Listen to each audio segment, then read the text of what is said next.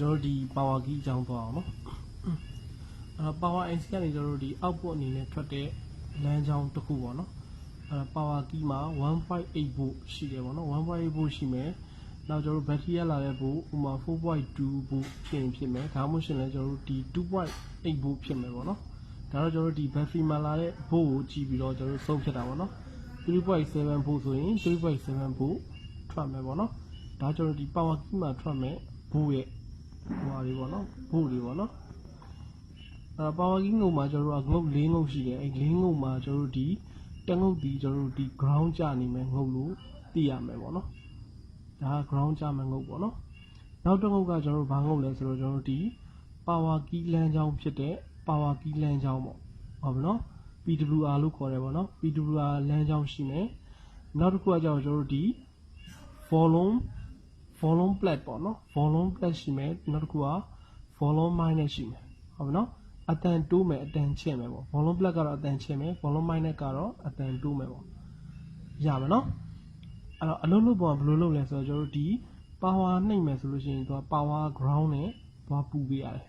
ground လမ်းကြောင်းကတော့ကျွန်တော်တို့ဒီ3ခုနဲ့တောက်လျှောက်ပူပေးရတယ်ပေါ့နော်power နှိမ့်မယ်ဆို ground နဲ့သွားပူပြီးမှလွှတ်လိုက်တယ်ဆိုရင် power တက်မယ်ပေါ့နော်volume plate ကျတော့ကျွန်တော်တို့ဒီထုံးစံအတိုင်းပဲဒီ ground မှာရှိတဲ့ဟာနဲ့သွားပူပြီးမှကျွန်တော်တို့ဒီအတန်ကျဲမယ် ground နဲ့သွားပူပြီးလို့ရှိရင်အတန်တိုးမယ်ပေါ့ဟုတ်ပြီနော်ဒီလိုပုံစံမျိုးပေါ့နော်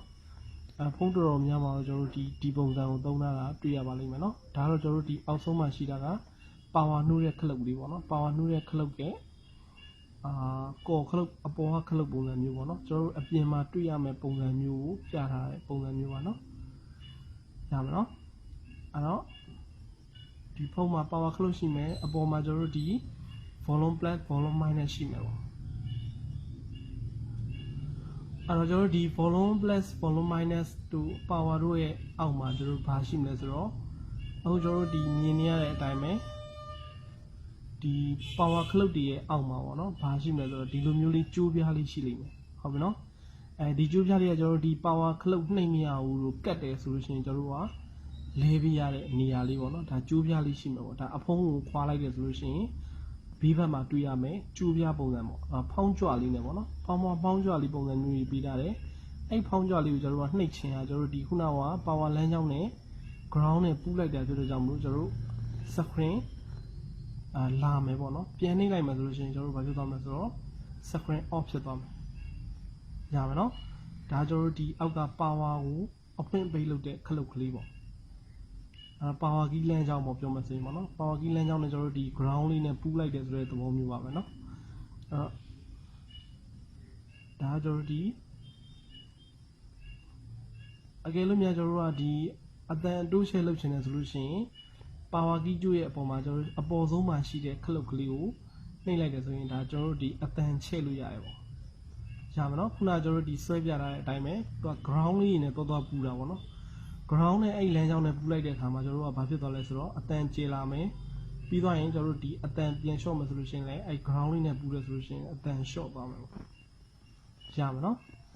်ဒါတော့ကျွန်တော်တို့ဒီ power key လမ်းကြောင်းမှာ3ပုံ3နည်းလေးကိုပြောပြတာပေါ့နော်တချို့တွေလည်းကျွန်တော်တို့ဒီ power တည်နေတယ်လို့ဘာလို့ဆိုလို့ရှိရင် power key ကြိုးလေးကိုလေးပြီးလိုက်လို့ရှိရင်လည်းကျွန်တော်တို့ဒီ power ပြန်ပြီးတော့နှိုးနိုင်တယ်ပေါ့နော် power key ကြိုးပြတ်တယ်ဆိုလို့ရှိရင်လည်း power နှိုးမှာမဟုတ်ပါဘူးနော်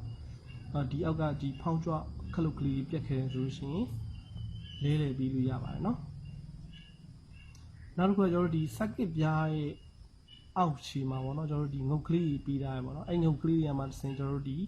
power ကျိုးကိုသွားထားရဲဆိုတဲ့ပုံစံမျိုးလေးပြထားရပေါ့เนาะဒီမှာငုတ်ကလေး၄ငုတ်ဆိုတော့တွေ့ရမယ်ပေါ့เนาะတချို့ model တွေမှာဒီငုတ်၄ငုတ်ကိုသွားတန်းစီထည့်ထားတာရှိမယ်ဒီလိုပုံစံမျိုးအထိုင်လေးနဲ့ထည့်ထားတာရှိမယ်ပေါ့เนาะဒါတော့ကျွန်တော်ဒီဖုန်း model တွေအများကြီးရှိတဲ့အတွက်ကြောင့်မလို့ကျွန်တော်တို့ဒီ battery power ငုတ်တွေပေါ့နော် power ငုတ်ဒီမှာ၄ငုတ်ကိုတွေ့ရပါလိမ့်မယ်နော်ဒီငုတ်ကလေးတွေကခုနကကျွန်တော်တို့ဒီအောက်ခြေမှာရှိတဲ့ကြေးပြားလေးတွေကိုတွားပြီးထောက်ထားတယ်ပေါ့ရမယ်နော်အဲ့လိုထောက်ထားတဲ့အထိုင်လေးတွေကျွန်တော်တို့လွတ်နေခဲ့မယ်ဆိုလို့ရှိရင်လည်းကျွန်တော်တို့ဒီ power key လမ်းကြောင်းမှာ power ဘလို့ပဲနှိုးရမှာမဟုတ်ပါဘူးနော်အဲ့တော့ငုတ်အထိုင်စစ်ကမယ်ကျွန်တော်တို့ဘာစစ်ကမယ်ဆိုအောက်ကဒီ power နှိုးတဲ့ကျိုးပြားလေးကိုစစ်ပေးရမှာရမှာနော်ဒါတော့ကျွန်တော်ဒီ power ဖွင့်ပိတ်လုပ်တဲ့ကျိုးပြားလေးပေါ့နော်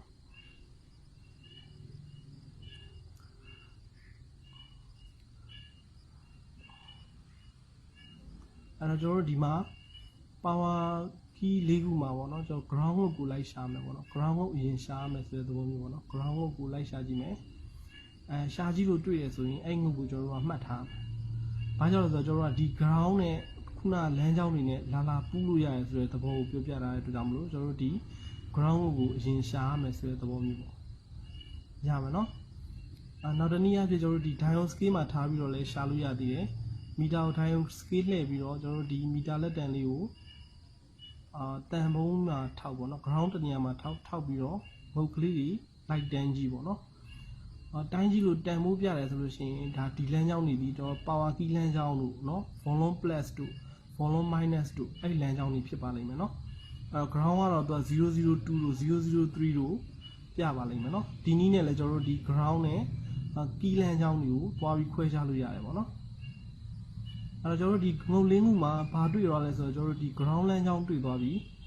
ground လမ်းကြောင်းတွေ့သွားရဆိုလို့ရှိရင်ကျွန်တော်တို့ကျန်တဲ့ဟာပေါ့နော် power key လမ်းကြောင်းတို့ volume plus တို့ volume minus တို့ကကြတော့ကျွန်တော်တို့ဒီကျန်တဲ့၃ငုတ်ကအဲ့ငုတ်တွေဖြစ်မယ်ပေါ့နော်အဲ့ငုတ်ရှာဖို့တော့ကျွန်တော်တို့ကဘာလုပ်ကြလဲဆိုတော့ဘိုးနဲ့တိုင်းပြီးထောက်ရှာမယ်ပေါ့နော်ဘိုးထွက်တဲ့လမ်းကြောင်းဒီ power key လမ်းကြောင်းဖြစ်တယ်ဆိုတာကိုသိရမယ်ပေါ့နော်အဲ့တော့ battery plus socket ကလေးကိုကျွန်တော်တို့ဒီ set ပြားမှာတက်လိုက်မယ်ပေါ့နော်အကယ်လို့များကျွန်တော်တို့ကဒီ battery မရှိဘူးဆိုလို့ရှိရင်လည်း supply နဲ့ချိန်ပြီးတော့ဘိုးတိုင်းလို့ရတယ်ပေါ့နော်အဲ့တော့ကျွန်တော်ဒီ battery ချိန်လိုက်တယ်ဆိုလို့ရှိရင်ကျွန်တော်ဒီ set ပြားမှာဘိုးတွေ input အနေနဲ့ဝင်သွားပြီး power IC ကနေပြီးတော့သူဘာထုတ်ပေးလဲဆိုတော့ကျွန်တော်ဒီ output အနေနဲ့ power key ကိုဘိုးသွားပို့ပေးတယ်ပေါ့ဟုတ်ပြီနော်အဲ့တော့ဘိုးသွားပို့တဲ့ဘိုးတွေကကျွန်တော်ဒီhigh တို့high ဆိုလို့ရှိရင်တော့ကျွန်တော်ဒီ 1.8 ပေါ့နော် 1.8 ရှိမယ် MTK ဆိုရင် 2.8 ရှိမယ်တချို့စံကောင်းဘုတ်တွေဆိုလို့ရှိရင်ကျွန်တော်တို့စံကောင်းဘုတ်တွေမှာဆိုလို့ရှိရင် battery ဘုတ်နီးပါးရှိမယ်ပေါ့ဟုတ်ပြီနော်ဒါတော့ကျွန်တော်တို့ဒီလမ်းကြောင်းမှာရှိတဲ့ power key လမ်းကြောင်းမှာရှိတဲ့ဘိုးကိုသွားပြီးတိုင်းမယ်ပေါ့နော် 1.7 1.8 ဘိုးလေးပြတယ်ပေါ့ဘိုးထွက်ကလေးပြတယ်ပေါ့နော်အပေါ်နှစ်ငုတ်ကကျွန်တော်တို့ ground ဆိုတဲ့အကြောင်းမပြဘူးဒီဘက်တက်ငုတ်လည်းမပြဘူးပေါ့နော်အဲ့တော့ကျွန်တော်တို့ဒီ power နှိုးဖို့အတွက်ကိုပြဖို့အတွက်ကိုကျွန်တော်တို့ဘာလုပ်ကြမလဲဆိုတော့ကျွန်တော်တို့ဒီမှာ cable point ကလေးမှာ B ဘက်လမ်းကြောင်းမှာရှိတဲ့နေရာကိုကျွန်တော်တို့ဒီ cable လေးတို့ပေးရမယ်ပေါ့နော်ဒါမှသာလည်းကျွန်တော်တို့က plus လမ်းကြောင်းကိုချိန်ပေးလို့ရမှာပေါ့နော်ဒါ input ပေးတာပေါ့ဘို့ဝင်ကျွေးတာပေါ့နော်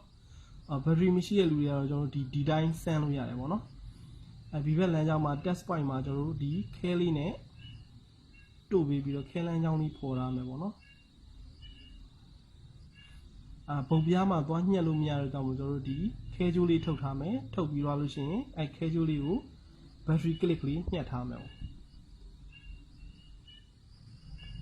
့ကြာပါနော်ကလစ်လေးညှက်ထားပြီးသွားရင်ကျွန်တော်တို့ဒီ ground ကကြတော့ကိုကြိုက်တဲ့တနေရာကိုညှက်လို့ရတယ်ဒီဘက်ကတန်ဖုံးပဲဖြစ်ဖြစ်ပေါ့နော်တနေရာလေးကိုကျွန်တော်တို့ကညှက်ပေးထားလို့ရတယ်ပေါ့နော်အဲ့လိုညှက်ပြီးသွားပြီဆိုလို့ရှိရင်ကျွန်တော်တို့ကဒီ power key power key ကောင်းမကောင်းပေါ့အလုံးလုံးမလို့ဆိုတော့ကျွန်တော်တို့ကဒီမှာစမ်းပြီးတော့စမ်းတက်လို့ရတယ်ပေါ့နော်ဒီမှာ power supply နဲ့ကျွန်တော်တို့ကချိန်လိုက်ပြီပေါ့နော်ချိန်ပြီးသွားပြီဆိုလို့ရှိရင်ခုနကကျွန်တော်တို့ဒီဘိုးထွက်တဲ့ငုတ်ကလေးတွေရှိပါတော့ဘိုးထွက်တဲ့ငုတ်ကလေးတွေမှာဘင်ငုတ်ကကျွန်တော်တို့ဒီ power key လမ်းကြောင်းငုတ်လဲဆိုတာကိုကျွန်တော်တို့ကစမ်းကြည့်ရဆိုတဲ့သဘောမျိုးပေါ့နော်ဒီလမ်းကြောင်းဒီကျွန်တော်တို့ဒီ ground နဲ့အောက်က power လမ်းကြောင်းကိုထိုးကြည့်ရပေါ့နော် ampere မတက်ဘူးပေါ့ဒီဘက်ကငုတ်ကတော့ကျွန်တော်တို့ဒီ ampere တက်သွားတယ်ဒါ ampere တက်သွားပြီဆိုလို့ရှိရင်ကျွန်တော်တို့ကဒါ power key လမ်းကြောင်းလို့သတ်မှတ်မယ်ပေါ့နော်အခုဒီမှာ ampere လေးတွေလည်းပြောင်းနေရပေါ့နော်စက်ပြားကကျွန်တော်တို့ဘုတ်ကောင်းတယ်ဆိုလို့ရှိရင်ဒီလိုမျိုး 0.5 တို့ 0.4 တို့အဲ့လိုမျိုးတက်လိုက်ကြလိုက်တက်လိုက်ကြလိုက် ampere တက်လိုက်ကြလိုက်ပုံစံမျိုးပြပါလိမ့်မယ်နော်ဒီလိုအခြေအနေဆိုလို့ရှိရင်ကျွန်တော်တို့စက်ပြားက power နိုးသွားပြီဆိုတာကိုသိရပါလိမ့်မယ်နော်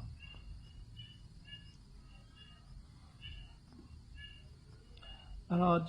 power key လမ်းကြောင်းမကောင်းခဲ့ဘူးဆိုလို့ရှိရင်ကျွန်တော်တို့ဒီပုံစံမျိုးပြမှာမဟုတ်ဘူးเนาะဒီ ampere ဆိုတဲ့ number ကလေးကလည်းပြီးမှာမဟုတ်ဘူး00မှာပဲငြိမ်နေလိမ့်မယ်ပေါ့နော်အကယ်လို့ power key လမ်းကြောင်းကောင်းခဲ့တယ်ဆိုလို့ရှိရင်ကျွန်တော်တို့ခုနကပြသလိုဇာကနာလေးနဲ့ထောက်လိုက်တယ်ဆိုလို့ရှိရင်ကျွန်တော်တို့ဒီ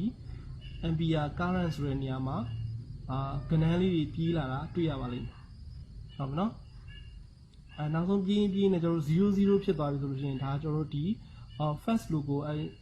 sorry spring ball ကိုရောက်သွားပြီပေါ့နော် နောက်ဆုံးဒီ display screen မှာရောက်သွားတဲ့အကြောင်းမို့ကျွန်တော်တို့ဒီ00ဆိုပြီး current ကငြိမ်သွားမယ် screen မှိတ်သွားတယ်လို့သိရမယ်ပေါ့အဲ့ခါကျရင်ကျွန်တော်တို့ကပြန်ပူးပေးလိုက်လို့ရှိရင် screen လေးကပြန်ပွင့်လာမယ်ပေါ့ MBR လေးပြန်ကစားမယ်ဆိုတဲ့သဘောမျိုးပေါ့ဒီမှာကျွန်တော်တို့ဒီ LCD မတက်ထားကြလို့ဒီ power supply ကိုပဲကြည့်ပြီးတော့ကျွန်တော်တို့သုံးဖြတ်တယ်ဆိုတဲ့သဘောမျိုးပေါ့ရမယ်နော်